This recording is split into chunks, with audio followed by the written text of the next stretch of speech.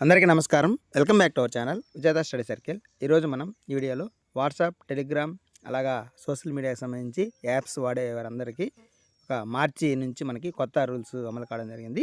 దానికి సంబంధించిన సమాచారం మన వీడియోలో చూద్దాం. అందుకంటే ముందుగా మన ఛానల్లో ఇలాంటి అందరికీ ఉపయోగపడే జనరల్ టాపిక్స్ వీడియో చేయడం జరుగుతుంది. అలాంటి వీడియోస్ కావాలనుకుంటే మన ఛానల్ సబ్స్క్రైబ్ చేసుకొని ఫాలో అవ్వండి. మీకు తెలిసిన వారికి తెలియచేయండి. ఈ ఆలస్యం చేయకుండా మన వీడియోలోకి వెళ్దాం. సిమ్ ఉన్న ఫోన్లోనే వాట్సాప్ కొత్త నిబంధనలు అమల్లోకి. ఇకపై ఒకే సిమ్ నెంబర్తో 2 ఫోన్లలో వాట్సాప్ వాడడం కుదరదు. ఏ ఫోన్లో సిమ్ రిజిస్టర్ అయి ఉంటుందో ఆ ఫోన్లో మాత్రమే వాట్సాప్ పనిచేస్తుంది.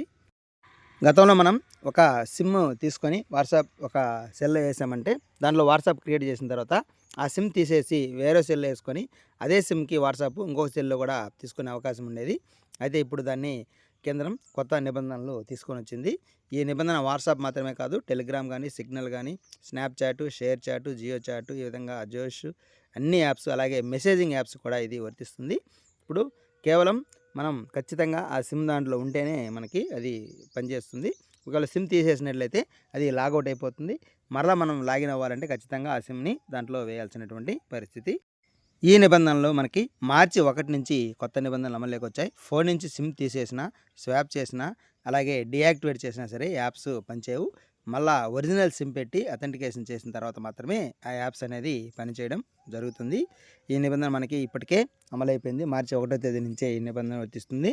దీని మీద కేంద్రం కఠినంగా దీనికి సంబంధించి నిర్ణయం కూడా చెప్పడం జరిగింది. వాట్సాప్ వెబ్, ఆ టెలిగ్రామ్ వెబ్ కూడా ప్రతి 6 గంటలకు ఒకసారి ఆటో లాగౌట్ అవుతుంది. మళ్ళీ లాగిన్ అవ్వాలంటే ఖచ్చితంగా సిమ్ ఉన్న ఫోను క్యూఆర్ కోడ్ స్కాన్ చేయాల్సిందే.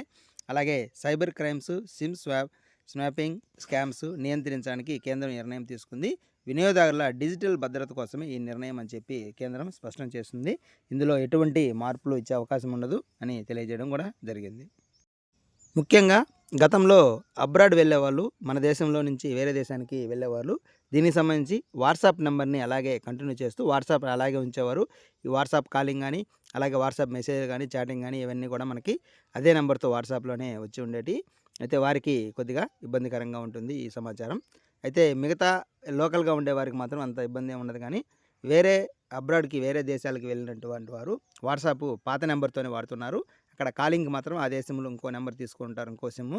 కానీ ఇక్కడ ఈ వాట్సాప్లోనే వాట్సాప్ కాలింగ్, ఇక్కడ ఇండియన్స్కి ఎవరికైనా కాల్ చేయాలన్నా, మనం వాళ్ళకి కాల్ చేయాలన్నా సరే ఈ వాట్సాప్నే వాడుతున్నారు. వారికైతే ఇక్కడ నుంచి ఈ నిబంధనల వల్ల కొద్దిగా ఇబ్బందులు ఎదురయ్యే అవకాశం ఉంది.